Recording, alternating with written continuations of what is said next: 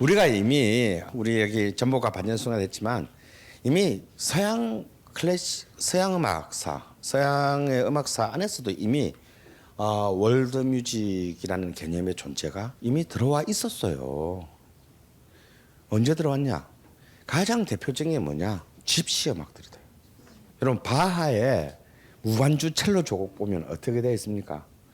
뭐 알레망드, 쿠랑트, 사라방드, 지그 이렇게 되어 있잖아요. 이게 뭐냐면 이게 다 민속 음악이란 말이야. 알레망드는 어디? 독일 농민들의 댄스 뮤직이야. 쿠랑트는 프랑스, 사라방드는 스페인, 지그는 영국. 그런 각 지역의 귀족들이 아닌 피지배 계층들의 음악들을 지배계급의 음악 속으로 이제 녹여내서 새롭게 세련화 작업을 하는 것은 이미 17세기부터 활성화되기 시작했다라는 거예요. 그런데 이것이 폭발적으로 이제 변방의 어떤 음악들을 이 중심지로 끌어오는데 결정적인 공헌을 한 인물은 서양 음악 사상 최초의 아이돌 스타 프란츠 리스트에 의했습니다. 물론 베토벤, 핸델 스타였고 유명했어요. 근데 지금의 우리 20세기적 개념으로 서양 음악사는 최초의 스타는 프란츠 리스트예요. 얘는 일단 잘생겼어. 그 다음에 화려한 구라. 말도 안 되는 개뻥. 그런데 완벽한 테크닉. 이게 중요해. 이게 없으면 앞에 거는 다 허당이야. 저 새는 사기꾼이야. 그런데 정말 비르투오소, 그러니까 거장적인 테크닉을 갖고 있어요. 그리고 얘는 처음으로 코스모폴리탄이었어요. 헝가리 출신의 오스트리아는, 그러니까 사실은 약간 삐꾸야. 그런데 얘는 자기 활동 무대가 전 유럽이었어요. 이탈리아에서도 살고, 영국에서도 살고, 파리에서도 살고, 독일에서도 살고, 오스트리아 비엔에서 살고. 그런데 이 리스트가 음악사적으로 굉장히 단순한 화려한 어떤 테크니션으로 사실은 이제 나중에 이렇게 그 음악 자체를 이른바 피상적인 그런 그 유혹으로 빠뜨려 다니면서 굉장히 많은 비난을 받게 돼. 그런데도 불구하고 그 와중에 리스트가 음악사적인 어떤 굉장히 큰 중요한 게 뭐냐면 그 전까지 인간 이하 가축 수준의 있었던 이런 그 그룹들, 계층의 음악을 메인스트림 한복판으로 끌고 온 거야. 근데 이게 찌질한 애가 끌고 오면 안 되는데 워낙 이 되는 그 분이 끌고 오니까 이걸 갖고 와서 이 안에 녹였는데 이게 대박을 난다. 여러분이 아무리 클래식에 대해서 무식해도 이건 알 거야. 헝가리안 랩소디 2번. 이 헝가리안 랩소디가 뭐냐? 헝가리 게 아니야. 헝가리 거주 집시의 선율들을 갖고 와가지고 살짝 클래식의 형식 안에 집어넣은 거예요. 다음에 또 역시 집시들의 차르다시라는 또 무곡을 갖고 와가지고 클래식 안에 집어넣은 거예요. 그래서 사실상 서양 음악의 이제 이른바 순혈 백인주의가 이때 이미 19세기 중반 한복판에서부터 붕괴하기 시작하는 거예요. 그래서 이 집시의 음악은 사실상 굉장히 오랫동안 서구의 역사 주변으로 떠돌다가 드디어 서유럽, 아니 유럽 전체의 음악 문화의 그 핵심으로 자리 잡게 돼요. 그리고 그 집시 중에서도 스페인 남쪽의 안달루시아 지역에 정착한 아저씨들이 있어. 걔들을 이제 플라멩코가 되는 거예요. 근데 이제 사실은 얘들은 또 이게 이 플라멩코는 또 이렇게 이 또 저기 유랑인들이라 볼 수 없는 것이 특히 안달루시아 지역은 15세기까지 사라셀이 지배했잖아. 그냥 아랍 땅이었잖아. 그러니까 사실은 우린 유랑이나 씨발 우리가 본래 여기 주인이다 새끼들아. 그러니까 이게 참 애매한데 어쨌거나 1499년에 이제 사라셀이 이제 물러나고 스페인 왕조가 다시 복귀하잖아요. 그러니까 어떻게 됐겠어. 딴 다른 지역의 집시는 없다가 온 놈들이잖아. 저기서 온 놈들이니까 개무시하면 돼. 그리고 굉장히 천하게 취급했고 인간 이하로 대접했는데 여기는 좀 달라. 얘들은 유럽의 집시 중에서도 굉장히 진짜 애매한 스탠스에서 살아남아야 했던 굉장히 불행한 그 조건을 쓰였어요. 그래서 이 플라멩코라는 어원도 굉장히 있잖아. 의미심장해. 두 가지 어원이 있는데요. 하나는 플랑드스, 지금 프랑스 부분 벨기에 쪽. 이걸 두고 네덜란드와 스페인이 전쟁을 하거든.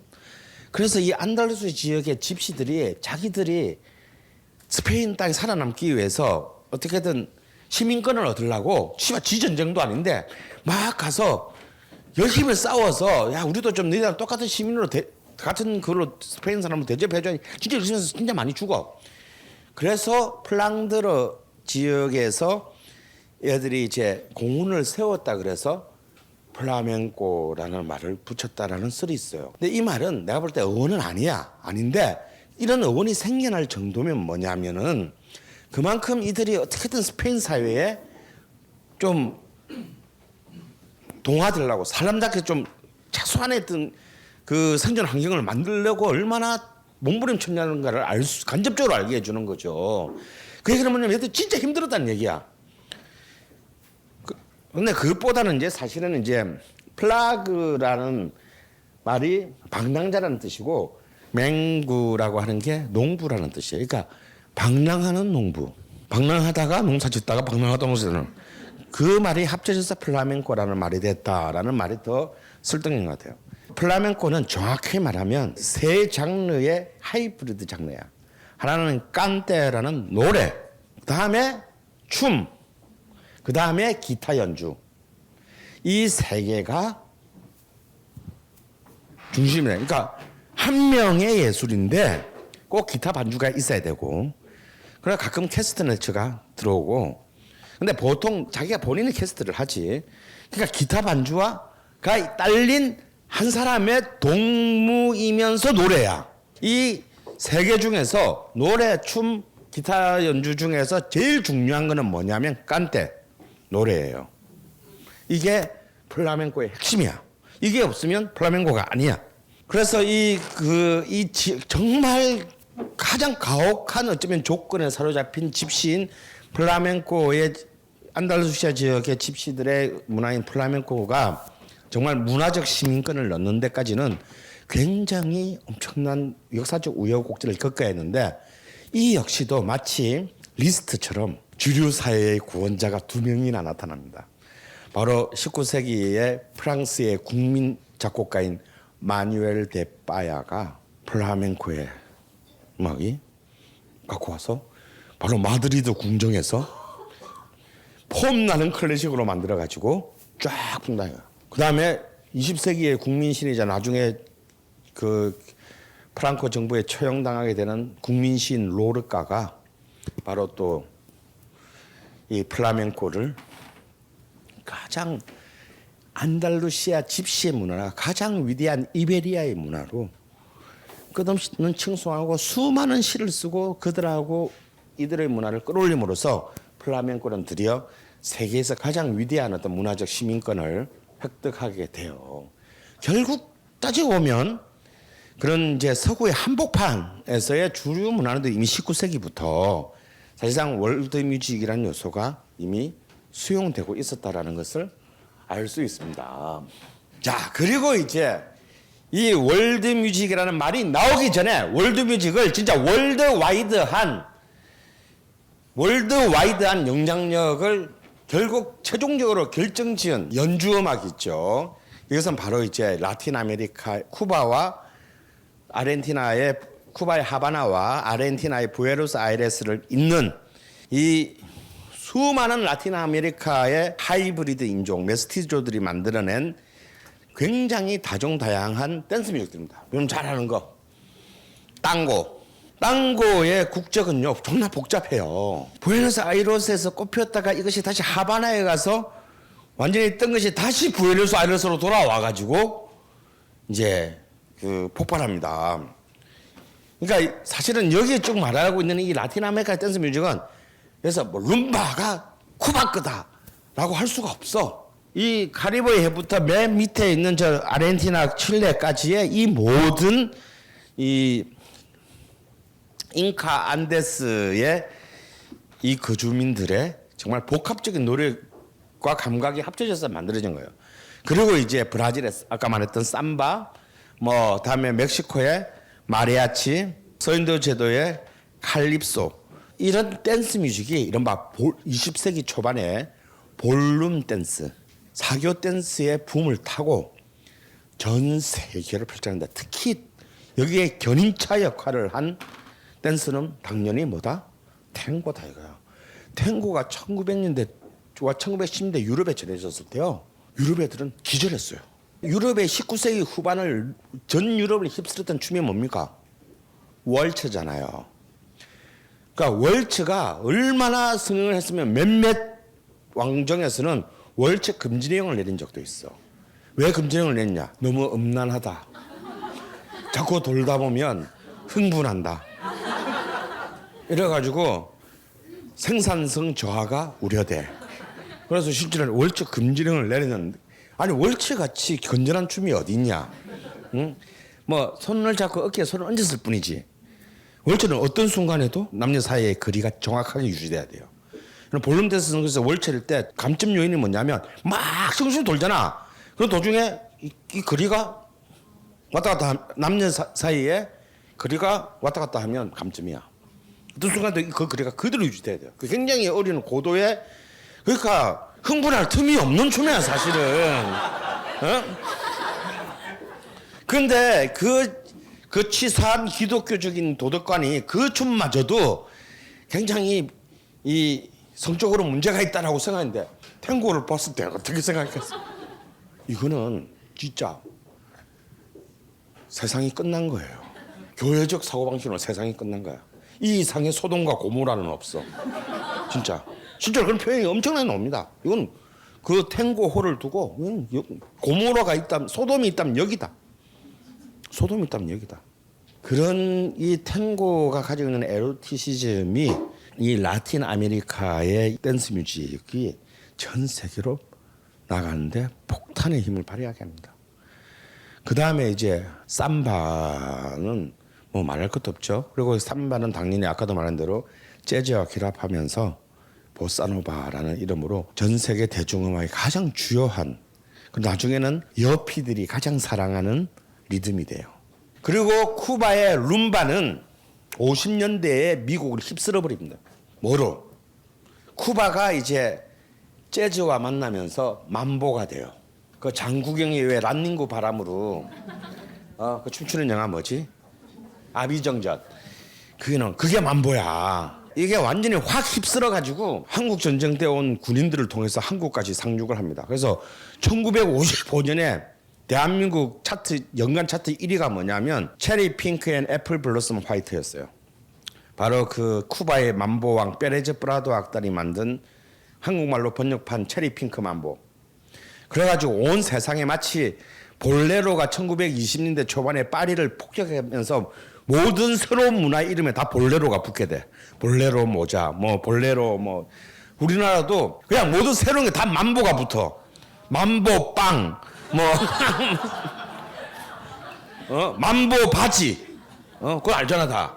그래서 mam보가 아무 상관이 없거든. 근데 그냥 새로운 모든 신상 이름에 다 mam보가 붙을 정도로 이 mam보는 굉장히 그 폭발적인 영향이면서 특히 미국 시장을, 미국의 중산층 이하 서민 시장을 폭격하게 돼요.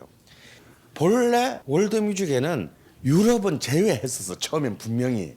그런데 이상하게 90년대 오면서 중심 속의 주변들도 슬그머니 나도 월드뮤직 할래 하고 들어오기 시작했어요. 사실 유럽에서의 이른바 비주류 주변이야말로 어쩌면 가장, 비록 우리가 사실은 아까도 얘기했지만 뭐 폴란드 역사, 뭐 아니 솔직히 우리가 영국 프랑스사도 잘 모르잖아. 하물며 포르투갈 역사, 뭐 폴란드 역사, 루마니아 역사, 뭐 알 게 뭐야?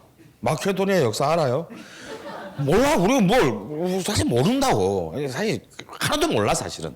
그렇기 때문에 걔들은 대충 유럽이 됐나 보다, 이거밖에 몰라. 제가 월드뮤직에 관심을 기울이고 재미를 주는 건요. 노래도 새로운 발견이라는 점에서 전혀 예상하지 못했던 곳에서 감동을 받는 것도 있지만 그 노래 때문에 그 나라에 대해서 조금이라도 알게 했기 때문에 나는 이 음악이 너무 소중한 거예요. 그래서 그리스 같은 나라만 보더라도요.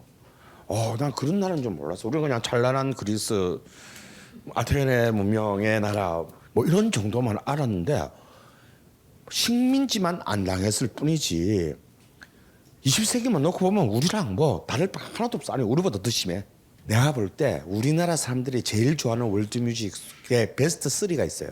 첫 번째 러시아야. 러시아 로망스들. 그러니까 가장 대표적인 게 뭐야? 40세 이상이면 다 아는 모래시계 주제가 바바바밤밤 이거. 그게 러시아의 그 로망스잖아요.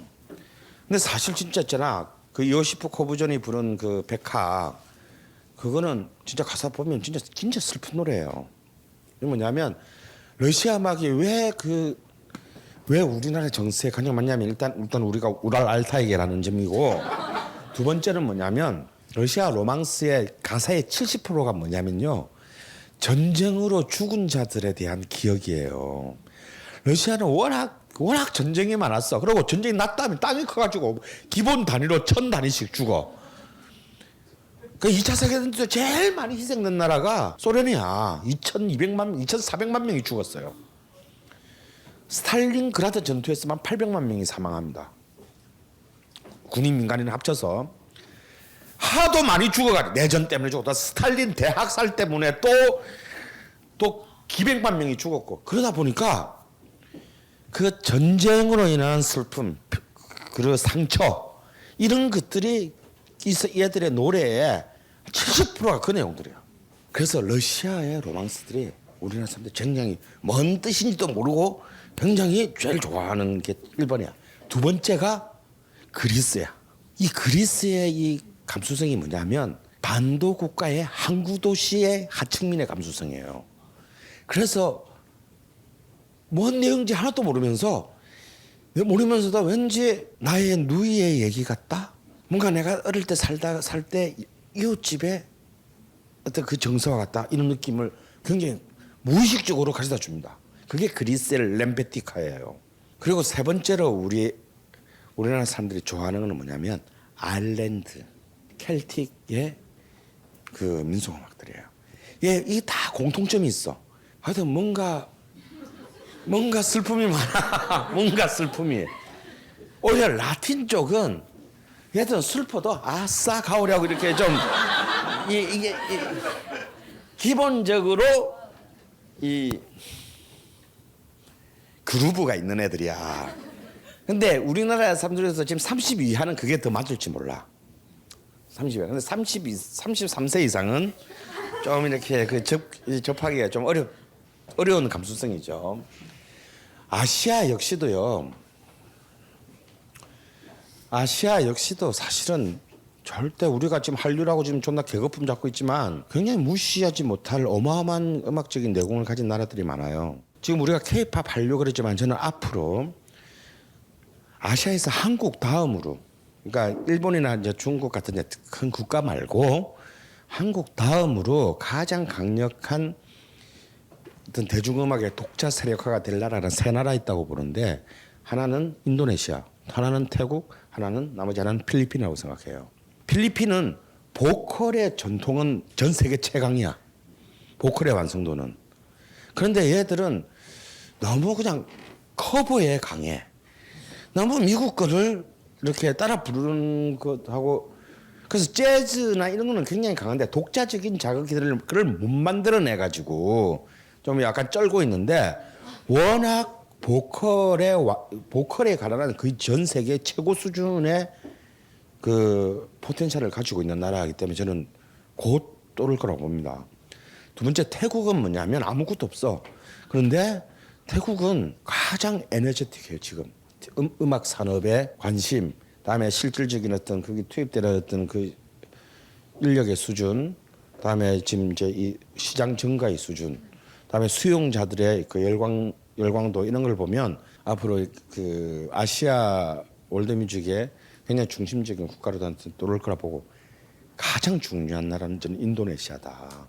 왜냐하면 인도네시아는 사실 굉장히 풍요로운 자기들의 음악적 자산을 갖고 있어요. 그리고 지금도 끊임없이 되고 있는데 아직까지 어떤 산업적인 메커니즘 이런 부분들이 굉장히 결여되어 있기 때문에 그 잠재력을 자기 나라 바깥으로 지금 발휘를 못하고 있습니다. 제가 그 시즌 1 때 마지막 그 한류에 대한 강의를 하면서 제가 여러분께 이런 말을 했을 거예요. 왜 반한류, 혐한류가 생기는가? 우리는 그걸 굉장히 정치적이나 경제적으로 생각하는 게 아니라 문화적으로 사유해야 된다. 반한류의 생기는 간단하다. 우리가 지금 미국 흉내를 내고 있기 때문이다. 그것이 단순히 예술적인 미국 흉내가 아니라 제국주의자로서의 미국의 흉내를 내고 있기 때문이다. 우리는 씨발 남의 거에 대해서 타자에 대해서 아무런 관심이 없으면서 우리 것만 팔아먹으려더라. 어느 놈이 좋아해 이런 놈을. 여러분 같으면 진짜 좋아하겠어요. 같은 동네에서 같이 장사하고 있는데 지 것만 팔려고 그러 남의 건 절대 사주고 정말 지한테 필요한 거는 옆 동네 가서 사. 우리가 지금 그 짝이야. 여러분들은 우리나라의 그 뭐 아이돌 애들이 막 저기나 태국하면 슈퍼주니어는 태국 가면 신이야. JYJ 인도네시아 가면 걔들은 지상의 존재가 아니야. 어? 아무리 막 욕해도 뿌듯해합니다. 그런데 우리는 정작 그쪽에 나라에 무슨 음악이 있는지 어떤 가수가 지금 그나마 제일 인기 있는지 인기는 없어도 어떤 굉장히 의식 있고 진보적인 가수가 그게 없을 것 같아? 얼마든지 있어요. 우리나라들이 막 칠레까지 날아가가지고 완전 공항을 아작내고 막 합니다. 근데 우리는 칠레에서 하는 거는 홍하고 와인뿐이야. 이건 아니다 이거. 이것이 이런 그 새끼 제국주의자 흉내 노름은 우리를 진짜 멸망케 할 겁니다. 문화는 아무리 상품이어도 냉장고하고 다른 유일한 이유는 감정을 파는 상품이라는 거예요. 구매자의 감정을 상하게 하면 아무리 내가 예를 들어서 냉장고는 구매자의 감정을 상하게 해도 돼. 기능 훌륭하고 절전 우수하고 가격 싸면 족같아도 사. 슬그머니. 근데 문화는 안 돼. 감정을 상하면 안 사. 자 이제는 미국, 영국도 다 넣어. 뭐 씨발 걔들 왜 빼? 이제 걔들도 똑같아. 걔들도 다 월드뮤직이야 이제.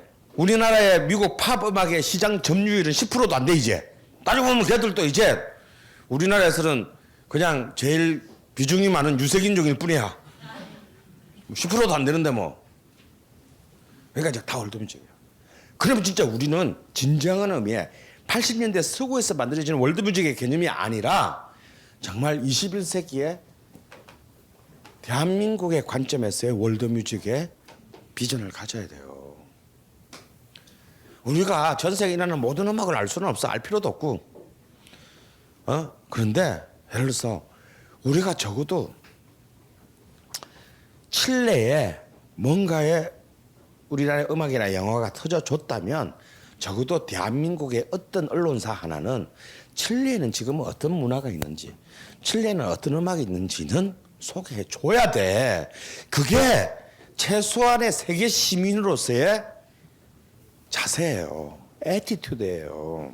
적어도 전 세계의 타자들에 대한 문화에 대한 정말 까막눈이라는 이 오명에서 벗어나야 돼요.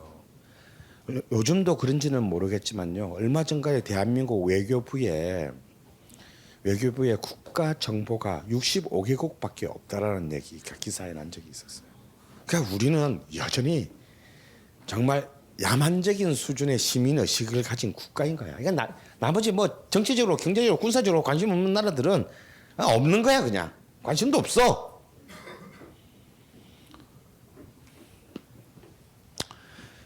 그렇게 해서 우리는 새로운 우리들만의 월드뮤직의 비전을 가지고 또 그것을 정말 성숙한 시민적 정신으로 공유하는 새로운 패러다임을 이제 앞으로 미래를 향해 만들어가야 될 것입니다. 감사합니다. 이것으로 제 얘기를 마치겠습니다.